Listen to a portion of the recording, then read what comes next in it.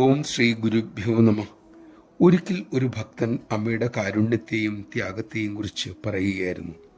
അമ്മ ഏതോ ഒരു ലോകത്തിൽ നിന്ന് എന്ന പോലെ പറഞ്ഞു, മക്കളെ, അമ്മയുടെ മക്കളെ മോൻ ശ്രദ്ധിച്ചിട്ടില്ലേ?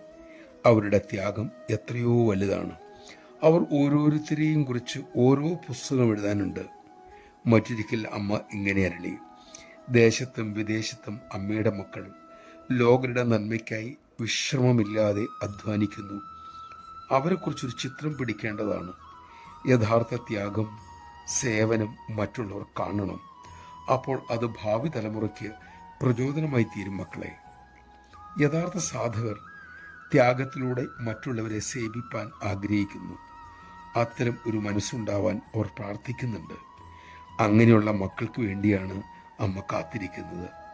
മക്കളെ, അത്തരക്കാരെ മുക്തി തേടിയെത്തും. ദാസിയെപ്പോലെ അവരെ സേവിക്കുകയും ചെയ്യും. നമഃശിവായ. അമ്മ നമ്മെ തേടി വരും വിധം സ്വയം പാകപ്പെടാൻ നമുക്ക് സാധിക്കട്ടെ. അതിനായി നമുക്ക് പ്രാർത്ഥിക്കാം, ശ്രമിക്കാം, ശീലിക്കാം.